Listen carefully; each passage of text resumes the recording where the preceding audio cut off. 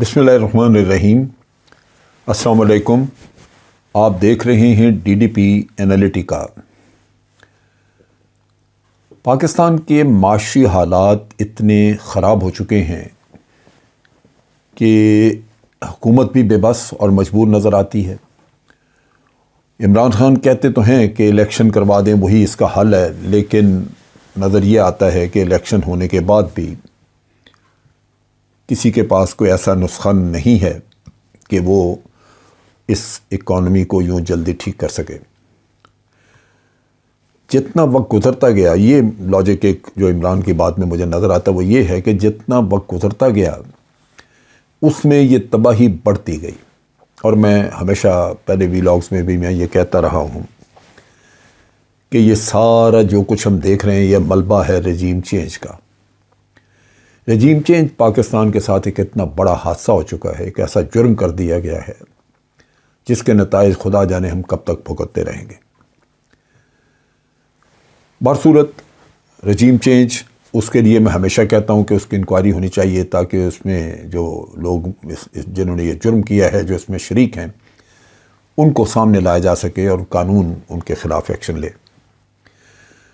बरसूरत अब सूरत हाल ये है कि जब मामलात बिल्कुल आपके हाथ से निकल गए, दोस्त ममालिक वो भी आपका हाथ पकड़ने को तैयार नहीं।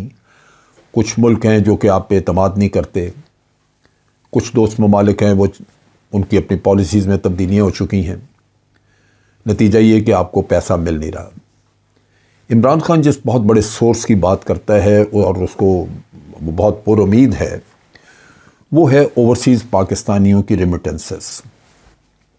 वो जो रेमिटेंसेस है ओवरसीज़ पाकिस्तानियों की, वो उसके ख़्याल में वो बहुत बढ़ाई जा सकती हैं। ओवरसीज़ पाकिस्तानी अपने मुल्क के लिए मदद करने के लिए वो बैंक चैनल्स जो हैं, जितने बैंकिंग चैनल्स उनके ज़रिए पैसा भेजना शुरू करेंगे और उस पैसे के ज़रिए आपके एसेट्स डॉलर के बढ़ेंगे, आपका जो फॉरेन एक्सचेंज रिज़र्व है वो बढ़ेगा और इस तरह आप इस मुश्किल से बाहर निकल सकेंगे।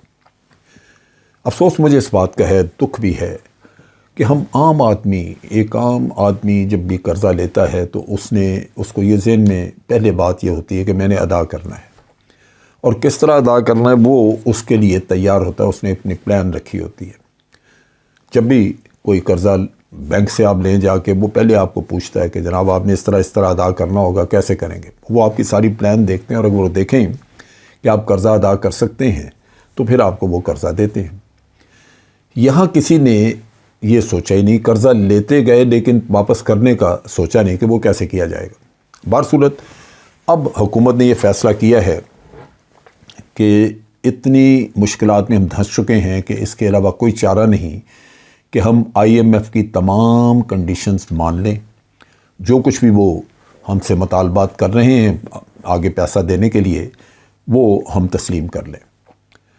उसकी बुनियादी वजह ये है कि एक तो IMF की बरसूरत उससे पैसे लेने हैं, लेकिन कुछ अजीब सिस्टम हो चुका है, अजीब सिलसिला है कि दुनिया के तमाम मुल्क कोई भी आपको पैसे पकड़ाने को तैयार नहीं है, फ़ंड्स देने को तैयार नहीं, जब तक कि आपका IMF के साथ कोई मुआहदा नहीं होता।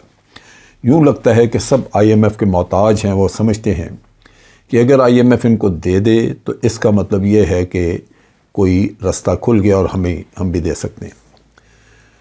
मैं बड़ा हैरान हुआ, मैंने सऊदी अरब के फ़ाइनेंस मिनिस्टर की तकरीर सुनी जो उन्होंने डवोस में, अभी जब वहाँ पे डवोस में ये सब हमारे भी लोग गए हुए थे, तो बिज़नेस फोरम है जहाँ पे तकरीरें वगैरह होती हैं और वो बिज़नेस कम्युनिटी अपनी इकॉनमी के बारे में और फिर आगे प्लान्स के बारे में बात करते हैं। वहाँ सऊदी फाइनेंस मिनिस्टर ने कहा कि हम पहले तो पाकिस्तान को या और भी दोस्त मुल्कों को कर्ज़ भी देते थे, ग्रांट्स भी देते थे, वैसे पैसे दे देते थे। जब भी उनको ज़रूरत पड़ी हमने मदद करने की कोशिश की और उसमें सिर्फ उनकी तरफ से रिक्वेस्ट होती थी कि जी हमें ये चाहिए, हम दे देते थे। इसी तरह तेल भी डेफर्ड पेमेंट वगैरह पे हम दे देते थे। हमने कभी शराइत नहीं रखी थी। लेकिन अब हमारी पॉलिसी बदल चुकी है। हम शराइत के बगैर किसी को कुछ नहीं देंगे।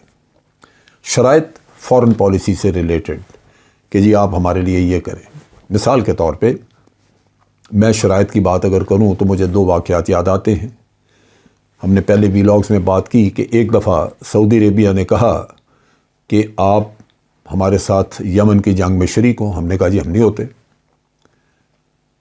پیسے مانگنے چلے گئے۔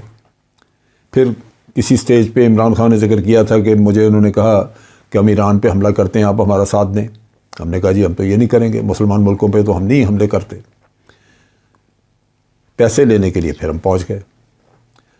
اب غالباً یہ پالیسی ہوگی ان کی کہ جناب ہم پیسہ تو دیتے ہیں آپ کو، واپس کیسے کریں گے اور اس پہ ہم آپ سے کیا سود لیں گے، اور اس کے ساتھ ساتھ آپ ہمارے لیے اور کام کیا کر سکتے ہیں۔ ہم اپنی فارن پالیسی آگے بڑھانے کے لیے یا اپنے ڈیفنس کے لیے ہم یہ کرنا چاہتے ہیں، آپ بتائیں آپ کیا کریں گے ہمارے لیے، یا ہم چاہتے ہیں کہ ہمارے لیے یہ کریں چیز، آپ کرتے ہیں تو ہم آپ کو پیسے دیتے ہیں۔ سو انہوں نے بڑا برملا بڑا کھل کے بات کی کہ جی اب سٹرنگز ہوں گی اس کے ساتھ، جس طرح باقی دنیا کرتی ہے۔ وہ وقت چلا گیا ہمارا جب ہم اس طرح آپ کو پکڑا دیتے تھے پیسے بغیر کسی ایشو کے۔ قدرت کے کام ہے، پاکستان میں تیل نہیں نکل رہا، سعودیز کے کوئی اور کام سعودیز کے اچھے ہیں یا نہیں ہیں، اللہ کی یہ مہربانی بہت ہے کہ مالک نے تیل سے ان کو مالا مال کر دیا اور آج ان کے پاس پیسہ ہے، ورنہ مجھے یاد ہے کہ پاکستان بننے کے بعد کئی سالوں تک ہم زکوٰۃ اکٹھی کر کے پاکستان سے ہم ان کو بھیجا کرتے تھے۔ بہر صورت اللہ کے کام ہے انسان، لیکن یہاں ہم نے جو نتائج اپنے لیے دیکھے ہیں یا دیکھنے ہیں، ان سے بڑا خوف آتا ہے کہ یہ آگے ہمیں ہوگا، ہمارے لیے جو مسائل پیدا ہوں گے، جو حالات ہمارے بنیں گے، وہ کیسے ہم ان کو نپٹائیں گے۔ اس وقت جو صورتحال ہے وہ یہ ہے کہ اگر ہم IMF سے قرضہ نہیں لیتے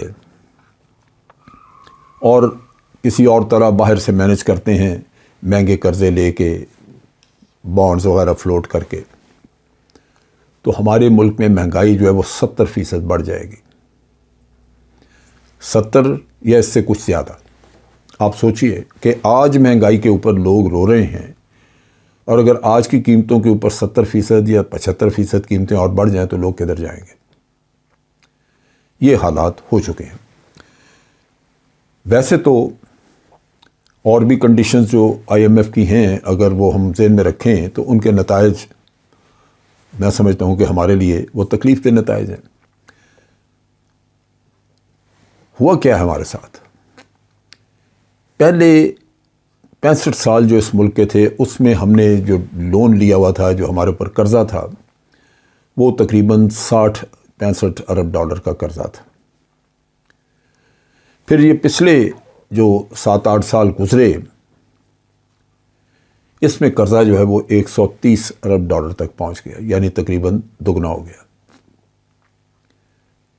اس کی بنیادی وجہ یہ ہے کہ یہ حکومتیں بہت مہنگے قرضے لیتی رہیں، جس سے سود بڑا بڑھتا رہا، قرض ملٹیپلائی ہوئے، آپ پہلا ادا نہیں کر سکے، قرض لے کے ایک قرض کو ادا کیا، قرضہ بڑھ گیا آپ کا۔ وہ صورتحال جو ہے وہ آج بھی موجود ہے، اور ہم مہنگے اور ایسے قرضے جن کے ساتھ بہت کڑی شرائط ہیں ان کو لینے پہ مجبور ہیں۔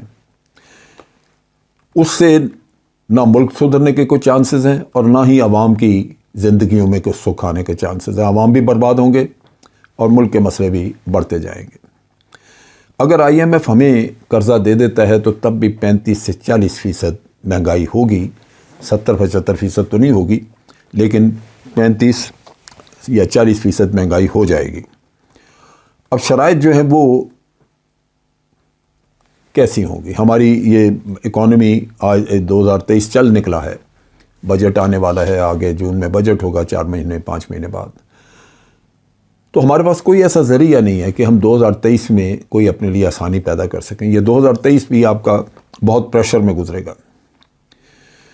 اگر IMF کی ہم ڈیمانڈ مانتے ہیں، ان کے مطالبات ہیں، تو وہ ایسے سخت ہیں کہ آپ دیکھیے تیل کی قیمت پہ وہ کہتا ہے جی 50 روپے آپ اس کے اوپر لیوی لگا دیں پیٹرول وغیرہ پہ، اور بجلی کے جو ریٹس ہیں وہ کو 40% بڑھا دیں، گیس کی قیمت ڈبل کر دیں۔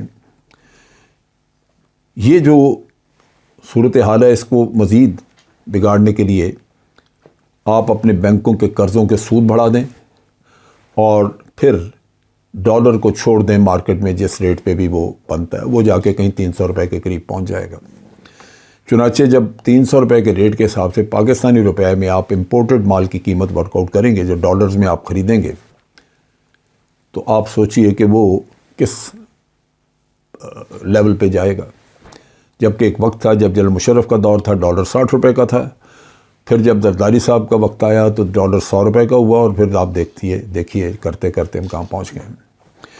باوجود اس کے کہ اس وقت بھی جب 100 روپے کا ڈالر ہی 110-120 پہ بھی رکھا جیسے اسحاق ڈار رکھتے تھے، تو وہ مصنوعی طریقہ تھا۔ وہ آج بھی آپ کر سکتے ہیں کہ اس کو کم ریٹ پہ رکھیں، لیکن IMF وہ کنڈیشن آپ کی مانے گا نہیں، وہ اس کو ضرور آپ کو اس کو فری فلوٹ کرنا ہے، اور انٹرنیشنل مارکیٹ میں اس نے آپ کے روپیہ نے اپنی قیمت خود اسٹیبلش کرنی ہے ڈالر کے اگینسٹ۔ نتیجہ یہ ہے کہ ایسی جب خراب اکانومی ہو تو جب تک اس میں کوئی بہت اچھے اکانومسٹ بیٹھ کے کوئی آپ کے لیے کوئی حل نکالیں، اور اس کا کوئی حل نہیں ہوتا۔ یہاں مجھے یاد آ گیا ایک اور جو کنڈیشن IMF کی ہے، وہ یہ کہہ رہے ہیں کہ ہمارے آرمی میں مثلا arm forces, army, air force, navy, ان کے لوگ جب ریٹائر ہو جاتے ہیں تو وہ فوج کے کھاتے سے نکل جاتے ہیں، سو ریٹائر ہو کے وہ عام سویلین بن جاتے ہیں، تو ان کی پینشن جو ہے وہ گورنمنٹ آف پاکستان اپنے سول بجٹ میں سے دیتی ہے، جس طرح کہ وہ باقی اپنے گورنمنٹ آفیسرز کی دے رہے ہیں۔ سو تمام گورنمنٹ امپلائیز کی پینشن ایک جگہ سے جاتی ہے، جس میں آرمی کے، نیوی، ایئر فورس کے لوگ بھی شامل ہیں۔ اب وہ آپ پہ پابندی یہ ڈیمانڈ یہ کرتے ہیں کہ یہ پینشن جو آرم فورسز کی ہے، آرمی، ایئر فورس، نیوی کے ریٹائرڈ لوگوں کی، وہ سول بجٹ میں سے نکال کے ملٹری بجٹ میں ڈال دیں۔ دوسرے لفظوں میں، اگر آپ کا ملٹری بجٹ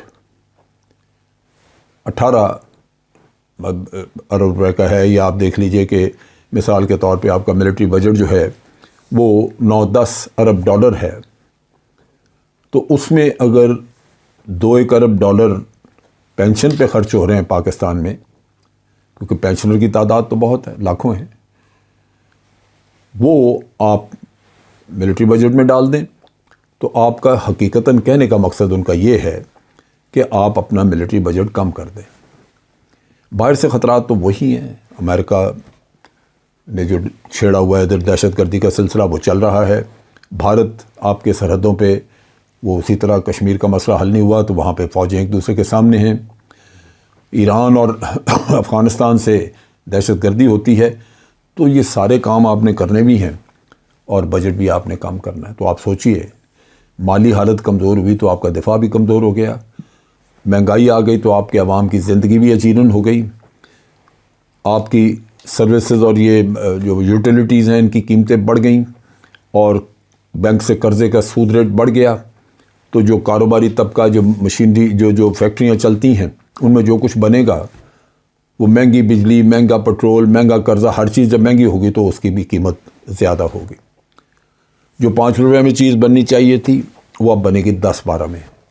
اب اگر انٹرنیشنل مارکیٹ میں وہ 5 روپے میں مل رہی ہے تو آپ سے 10-12 والی کون لے گا؟ سو یہ مسئلہ آپ کا آج موجود ہے۔ حکومتیں فیل ہو چکی ہیں، کوئی بھی ان میں سے اس معاملے کو ٹھیک نہیں کر سکا۔ دوست اب آپ نے ہاتھ کھینچ لیے ہیں، جیسے میں بتا رہا ہوں کہ سعودی عرب کی پالیسی بدل گئی، یہی تقریباً پالیسی اب UAE کی ہے، وہ انہوں نے بھی کوئی آپ کو ایڈیشنل پیسے نہیں دیے۔ تو یہی ٹریڈیشنل ہمارے 2-3 دوست تھے جن سے ہم لیتے تھے، انہوں نے آنکھیں پھیر لیں، اور اب ہم ایک ایسے ماحول میں، ایک ایسے حال میں کھڑے ہیں جہاں ہمیں بڑا سر جوڑ کے سوچنا ہے کہ ہم آگے کیسے بڑھیں۔ قوم کے لیے، پاکستان کے لیے بہت مشکل وقت ہے۔ اللہ تعالیٰ مدد کرے، اپنی رہنمائی سے ہمیں کچھ رستہ سجھا دے، اور اس سے کچھ شاید حالات بہتر ہوں، ورنہ ہمارے ہاتھ میں کچھ نہیں۔ اور بہتر کیسے؟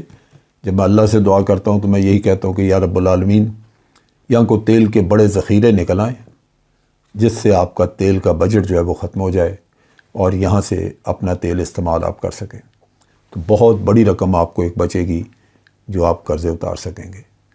کوشش کرنی چاہیے کہ اپنے ریسورسز یہاں بڑھائے جائیں، اس کے لیے تیل کی تلاش کا کام بہت تیزی سے کرنا چاہیے، ایکٹیولی کرنا چاہیے۔ سننے میں بعض ایکسپرٹ جو بتاتے ہیں، سننے میں آتا ہے کہ پاکستان میں تیل ضرور ہے، لیکن ڈرلنگ کرنی، اس کو تلاش کرنا، لگانا، اس پہ خرچہ بہت آتا ہے، پاکستان کرتا نہیں۔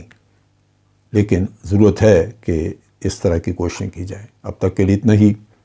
افواج پاکستان زندہ باد، پاکستان پائندہ باد۔